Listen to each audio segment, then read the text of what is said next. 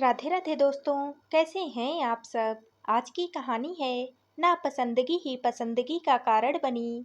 शादी के बाद विभा जब इस शहर और इस नई कॉलोनी में आई थी तो वह बेहद खुश हुई थी। अच्छे नए बने हुए क्वार्टर्स, पानी, बिजली, सड़कें, पार्क और निकट ही जरूरी चीजों का एक छोटा सा बाजार। शहर की दौड़ भाग से दूर और शोर शराब से मुक्त, प्रदूषण रहित इस कॉलोनी में उसके क्वार्टर्स के सामने ही एक बहुत बड़ी सी झील थी। जानती हो विभा, मैंने यह कॉलोनी क्यों चुनी? रोहित ने एक दिन हंसकर कहा था। इसलिए कि यहाँ पर बेशुमार पेड़ पौधे हैं, चारों तरफ हरियाली ही हरियाली है, ना ही कहीं गंदगी, ना ही धूल और धुआं है। सामने ही यह विशाल झील, हमारे बच्चों को कितना सुखद वातावरण मिलेगा। बच्चे के नाम से ही शर्मा गई थी विभा। लजाई पलके रोहित के सामने नहीं उठी तो उसने ठुड्डी पकड़कर उसका चेहरा ऊपर उठा लिया था। ए विभू, क्या हुआ तुझे? क्या हमारे बच्चे नहीं होंगे? और क्या उन्हें खेलने के लिए ऐसे किसी पार्क की जरूरत नहीं पड़ेगी? विभा शर्माते हुए रसोई घर की तरफ भाग गई। विभा को पहली बार एहसास हुआ था कि भले ही अपनी छोटी बहन त्रषा से बारंबार हारी हो, पर शादी के मामले में तो वही जीती है। त्रषा थी तो छोटी बहन, पर जीतती हमेशा वही रही उससे। हर मामले में विभा उससे हारी है, पीछे रही और पराजित अपमानित हुई है। ईश्वर ने त्रषा को शक्ल सूरत अच्छी दी, रंग भी दूध सा मिला, लेकिन विभा पिता की तरह सांवली थी। बुद्धि में त्रषा पिता की तरह तेज और मेधावी निकली, जबकि विभा फिसड्डी और बुद्धू थी। जैसे तैसे बीए कर पाई, फिर एमए में प्रवेश जरूर लिया, पर पहले साल ही हिम्मत हार कर परीक्षा देने से मुकर गई। जबकि त्रषा ने विज्ञान गणित जैसे विषय चुने और प्रदेश में स्थान पाया। इंजीनियरिंग में चुनी गई और कंप्यूटर इंजीनियर बनकर बहुत अच्छी कंपनी में नौकरी भी पा गई। विभा को अपने शहर में ही नौकरियों के लाले पड़े रहे। शादी के लिए लड़के वाले आते तो उसके मुंह पर ही कह देते, हमें आपकी छोटी लड़की पसंद है, अगर उसका रिश्ता करें तो हम तैयार हैं। अपने आप को बुरी तरह से अपमानित महसूस करती वह मन होता उसका कि आत्महत्या कर ले, कहीं डूब मरे। क्या करेगी वह ऐसे जीकर, जहां उसका कोई चाहने वाला ही ना हो, जहां उसकी कोई मांग ना हो। माँ भी उससे अक्सर कुढ़ी रहती, उस पर झल्लाती रहती, उसकी कमियां उसको गिनाती रहती। केवल घर में पिता ही थे जो कभी कभार उसे ढांढस दिलासा बंधाते रहते। रोहित ने पता नहीं कैसे विभा को पसंद कर लिया, तो माता पिता ने विभा से यह पूछना तक जरूरी नहीं समझा कि रोहित उसे पसंद है या नहीं। बस शादी के लिए हाँ कर दी और तैयारियां शुरू हो गई। समझ लिया कि विभा का क्या, वह तो किसी से भी शादी के लिए राजी हो जाएगी, उससे क्या पूछना। जबकि त्रषा, वह रोज घोषणा करती, उसे ऐसा वैसा लड़का नहीं चलेगा, जैसा चाहेगी वैसा ही लड़का चाहिए। शादी के कुछ दिनों बाद ही पूछ पाई विभा रोहित से, एक बात बताएंगे आप? मुझे खुशी है कि तुमने अपनी तरफ से कुछ पूछना तो चाहा। पूछो, अगर मुझे पता होगा तो जरूर बताऊंगा, और सच सच बताऊंगा। आपने मुझे क्यों चुना, जबकि आप मेरी तुलना में कहीं ज्यादा सुंदर हैं, कहीं ज्यादा पढ़े लिखे हैं, अच्छी नौकरी है, पद प्रतिष्ठा वाले व्यक्ति हैं। आपके लिए तो लड़कियों की कोई कमी ना होती। रोहित ठहाका लगाकर हंसा। जानती हो विभा, मैंने तुम्हें क्यों चुना? मेरे बड़े भाई की ट्रेजेडी शायद तुम्हें नहीं पता। बहुत खूबसूरत और स्मार्ट लड़की से शादी की थी उन्होंने। बड़े घर की इकलौती लड़की थी, दहेज में भी बहुत कुछ मिला था, पर वह साल भर भी हमारे परिवार में नहीं रही। किसी के साथ उसका शादी से पहले ही चक्कर चल रहा था। एक दिन अपने सभी गहने पैसे लेकर उसके साथ गायब हो गई। ना ही उसके परिवार वाले कुछ कर पाए और ना ही हम लोग उसे वापस ला पाए। उसने साफ साफ कह दिया, वह मेरे भाई के साथ किसी भी कीमत पर नहीं रहेगी, और अगर जोर जबरदस्ती की गई तो वह आत्महत्या कर लेगी। जब यह बात थी तो उसने शादी ही क्यों की आपके भाई साहब से? चकित होकर विभा पूछ बैठी। घर वालों के दबाव और बदनामी के कारण बाद में पता चला एबॉर्शन भी कराया गया था उसका। बाप रे! आंखें फटी की फटी रह गई उसकी। तब से मेरे मन में एक गांठ सी बन गई है कि सुंदर लड़कियां वफादार नहीं हो सकती। साधारण रूप रंग की लड़कियां अपने पति को बहुत प्यार करती हैं, अच्छी तरह से घर परिवार चलाती हैं। और रही व्यक्तित्व निखारने की बात, तो विभा जब तुम मेरे साथ मेरे तमाम दोस्तों के घर आओगी जाओगी, पार्टियों में शामिल होगी, सबसे मिलोगी जुलोगी, तो सब कुछ सीख समझ जाओगी। और सबसे बड़ी बात, विभा कोई तुम्हें कभी भगा कर नहीं ले जाएगा और ना ही तुम्हारा पहले से कहीं कोई चक्कर होगा। मैं आराम से अपनी नौकरी कर सकूंगा, तुम्हारी तरफ से बेफिक्र रहकर। हंसते रहे रोहित। सुनकर कहीं गहरी चोट लगी थी विभा को। वह कभी किसी और को नहीं जचेगी।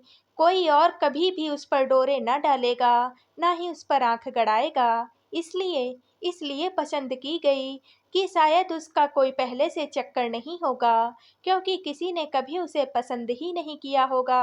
नापसंदगी ही पसंदगी का कारण बनी। अपने आप पर रोना आया उसे। खुशी नहीं हुई ये सब जानकर। रोहित अपनी कंपनी के काम से बेफिक्र होकर कहीं भी आ जा सकता था। महीने में 20 से 25 दिन यात्रा पर रह सकता था। निश्चिंत रह सकता था कि जब भी घर वापस लौटेगा, विभा उसके इंतजार में घर पर ही मिलेगी। वही हमेशा दरवाजा खोलेगी, क्योंकि कोई और उसे कहीं फुसला नहीं ले जाएगा। कैसी घटिया वजह है उनकी शादी की। मन गिर गया था उस दिन से उसका। उमंग उत्साह जैसे चुक गया हो। घर में अपने आप को पत्नी कम एक नौकरानी ज्यादा महसूस करने लगी थी विभा। हालांकि रोहित की चाहत में कहीं भी कोई कमी नहीं प्रतीत होती थी, पर अक्सर पार्टियों में वह देखती रोहित सुंदर लड़कियों और दोस्तों की सुंदर पत्नियों की तरफ तृष्णा भरी निगाहों से ताकने लगते थे, और यह देखकर मन ही मन लहूलुहान हो उठती थी वह। कुछ दिनों के बाद तृषा के बारे में उसे पता चला कि वह अपनी कंपनी के शादीशुदा बॉस से इश्क कर बैठी है। और वह मोटा थुलथुला प्रेमी पैसे वाला जरूर है, पर उतना सुंदर और स्मार्ट नहीं जितना कि रोहित। तो उसे बेहद खुशी हुई। जिंदगी में पहली बार जीतने की खुशी, कहीं गहरे संतोष, गहरी शांति और तृप्ति का एहसास हुआ उसे। आखिर एक बार हरा ही दिया उसने तृषा को। बड़ी बेवकूफ निकली तुम्हारी बहन तृषा।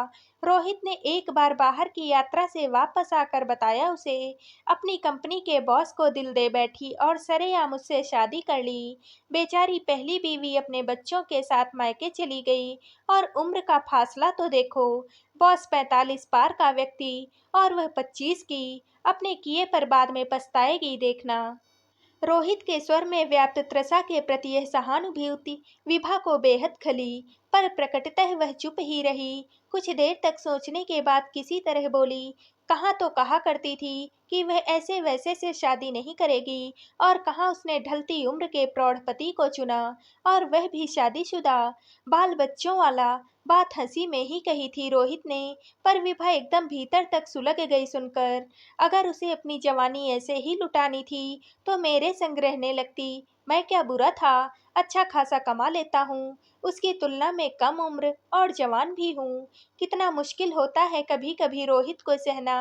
मन तो हुआ कि कटती नजरों में रोहित को देखें और कोई तीखी बात कह डालें, पर कह नहीं सकी। हाँ, एक रहस्य जरूर उस दिन उसके हाथ लग गया कि पुरुष को रूप की प्यास हमेशा रहती है। वह सौंदर्य प्रेमी होता ही है। किसी वजह से वह साधारण स्त्री से विवाह भले कर ले, पर मन में किसी रूपवती स्त्री को प्यार करने पाने की भूख हमेशा बनी रहती है। पर यह भूख तो औरत में भी रहती होगी, पर उसके भीतर नहीं है, क्योंकि रोहित उसकी तुलना में कहीं ज्यादा सुंदर है। कई तरह समझाया अपने मन को, पर समझा नहीं सकी। तृषा के प्रति रोहित की सहानुभूति उसे अखर गई थी। बामुश्किल 2 साल ही गुजरे होंगे, तृषा एक बच्चे की माँ भी बन गई। बहुत बड़ा आयोजन किया तृषा के पति महेंद्र ने। रोहित और विभा को भी आग्रह करके बुलाया, तो वे लोग भी गए। उसका वैभव देखकर चकित रह गई थी विभा। वाकई बॉस बहुत बड़े व्यक्ति थे। वह जितना बुरा और भद्दा समझ रही थी, उतने बुरे और भद्दे भी नहीं थे। विभा और रोहित का बहुत अच्छे से आदर सत्कार किया था उन लोगों ने, बल्कि महेंद्र ने रोहित को अपनी कंपनी में काम करने का ऑफर तक दे दिया था। कह दिया, मार्केटिंग की नौकरी रोहित जब चाहे उनके यहाँ स्वीकार ले, उन्हें खुशी होगी। वे लोग वापस अपने घर पहुंचे ही थे कि तृषा का फोन आया। विभा, रोहित को तुरंत भेजो, महेंद्र को हार्ट अटैक हुआ है, कोमा में है। मैं एकदम से नर्वस हो रही हूँ, समझ ही नहीं पा रही हूँ कि क्या करूँ और कैसे करूँ। सुनकर विभा भी हड़बड़ाई, पर उसे कहीं सुकून सा भी महसूस हुआ। बहुत इठला रही थी, इतने बड़े और प्रतिष्ठित व्यक्ति की बीवी बनकर अब रो अपने कर्मों को। रोहित कहीं टूर पर निकलने की योजना बना रहे थे, सुनकर तुरंत गंभीर हो गए। हमें चलना चाहिए, तुम अकेले ही जाओ, वहाँ तुम्हारी जरूरत होगी। ऐसे कठिन समय पर ही अपना व्यक्ति याद आता है, विभा ने कहा। वैसे भी यहाँ क्वार्टर को बहुत दिन अकेला छोड़ना सुरक्षित नहीं है। कहीं कोई ऐंठ थी विभा के मन में, जिस कारण का आना टाल गई। रोहित का वहां से 3 दिन बाद फोन आया। महेंद्र जी की हालत अभी तक वैसी ही है। महेंद्र जी अभी भी कोमा में ही हैं, होश नहीं आया है, इसलिए अभी और मुझे रुकना पड़ेगा। विभा यूं तो अकेली रहने की आदी थी, अक्सर रोहित टूर पर रहते थे, पर पता नहीं क्यों इस बार उसे अकेलापन बेहद अखरा। भीतर हमेशा एक बेचैनी सी अनुभव होती रहती। उसे रात को 11 बजे रोहित का फोन आया। बुरी खबर है, विभा महेंद्र की मृत्यु हो गई। गहरा धक्का सा लगा विभा को। वह तृषा से नफरत तो करती थी, पर उसका इतना भी बुरा नहीं चाहती थी। अब क्या होगा, सोचती हुई सिसकती रही देर तक। दूसरे दिन रात को फिर से फोन आया। तैयार रहना, यहाँ आना पड़ेगा तुम्हें। तृषा एकदम से अकेली पड़ गई है। उसका घर महेंद्र के परिवार वालों, पूर्व पत्नी व उनके बच्चों से भर गया है। सब उसे तरह तरह से ताने दे रहे हैं। सब कुछ संभालना कठिन सा हो रहा है।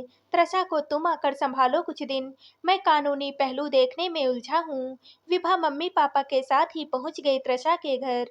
वह बुरी तरह से टूट गई थी, एकदम गुमसुम सी हो गई थी। उसे ना अपना होश था, ना ही बच्चे का। ऊपर से महेंद्र की कंपनी और उनके बैंक की जमा पूंजी पर कब्जा करने की उनकी पूर्व पत्नी व उसके परिवार वालों की कोशिशें, घर जैसे कुरुक्षेत्र का मैदान बन गया हो। हर वक्त षड्यंत्र और संघर्ष की स्थिति हो गई थी। रोहित के साथ विभा के पिता भी भागदौड़ करने लगे। तृषा की जिंदगी का सवाल था। महेंद्र उसके नाम कुछ भी नहीं कर गए थे, ना कोई पावर ऑफ अटॉर्नी उसे दे पाए थे।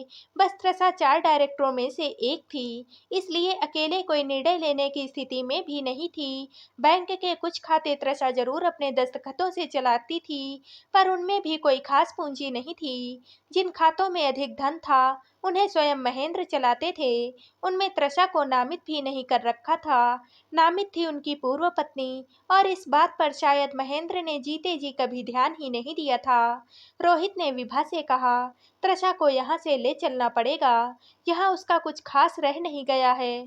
पत्नी और उसके घर वाले महेंद्र की कंपनी और उसके बैंक के खातों पर कानूनी हक जमा लेंगे, और तृषा देखती ही रह जाएगी। ना तो उसे कुछ मिलेगा, ना ही उसके बच्चे को।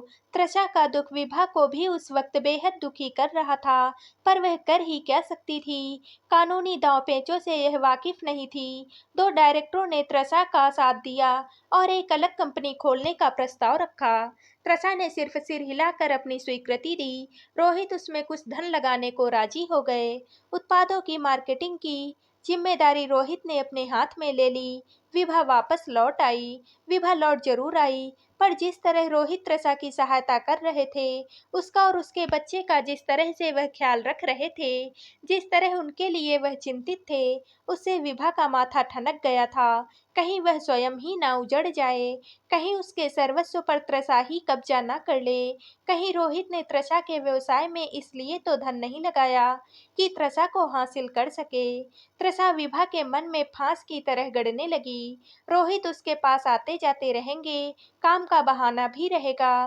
पैसा उसकी कंपनी में लगा दिया है, इसलिए वह इनकार भी नहीं कर सकती। अगर कहीं तृषा ने ही रोहित को पाने की कोशिश की तो, सहानुभूति कहीं प्रेमानुभूति में बदल गई तो, महेंद्र को हार्ट अटैक हुआ तो तृषा ने किसी और को मदद के लिए नहीं बुलाया, रोहित को ही क्यों बुलाया। क्योंकि वह रोहित पर भरोसा कर सकती थी, क्योंकि रोहित उसे अपने लगे थे। जितना सोचती उतनी ही परेशान होती जाती विभा। विभा को लगने लगा फिर कहीं से वह पराजित हो रही है तृषा से, फिर पहले की तरह हार रही है और तृषा हार कर भी फिर उससे जीतने जा रही है। क्या करे विभा? लेकिन विभा ने अपने मन को समझा लिया, नहीं, रोहित उसके साथ कभी भी ऐसा नहीं कर सकते। आखिर उन्होंने उससे शादी ही इसीलिए की है क्योंकि वह तृषा की तरह खूबसूरत नहीं है और उनके साथ कभी धोखा नहीं करेगी। लेकिन समय ने विभा के इस भ्रम को भी तोड़ दिया। बिजनेस का रिश्ता कब संबंधों में तब्दील हो गया, विभा को पता भी नहीं चला और तृषा ने रोहित को पूरी तरह से अपना बना लिया था। आखिरकार रोहित ने भी तृषा के रूप जाल में फंसकर विभा को धोखा दे ही दिया था। रोहित ने विभा से शादी क्यों की है, यह बात तो विभा को पता ही थी। आज विभा का प्यार रिश्ता अपने इन सारी बातों पर से विश्वास उठ चुका था और वह समझ चुकी थी कि इस संसार में ईश्वर के अलावा कोई और अपना नहीं होता। विभा को अब किसी से भी कुछ भी नहीं चाहिए था। वह रोहित की जिंदगी से बहुत दूर चली गई, दूर एक आश्रम में, जहाँ बुजुर्गों की सेवा करके उसे दिल का सुकून मिल रहा था। अब उसे किसी भी बात से कोई कष्ट नहीं होता था। बस उसे ईश्वर के न्याय पर भरोसा था कि आज नहीं तो कल रोहित और तृषा को उनके किए की सजा जरूर मिलेगी। तो दोस्तों, आप सबको ये कहानी कैसी लगी? कमेंट करके जरूर बताइएगा और वीडियो को लाइक व शेयर कीजिएगा। दोस्तों, अगर आप इस चैनल पर नए हैं और अब तक आपने हमारे चैनल को सब्सक्राइब नहीं किया है, तो प्लीज़ चैनल को सब्सक्राइब कर लीजिएगा। कल मिलते हैं एक और नई कहानी के साथ। आप सभी का बहुत बहुत धन्यवाद।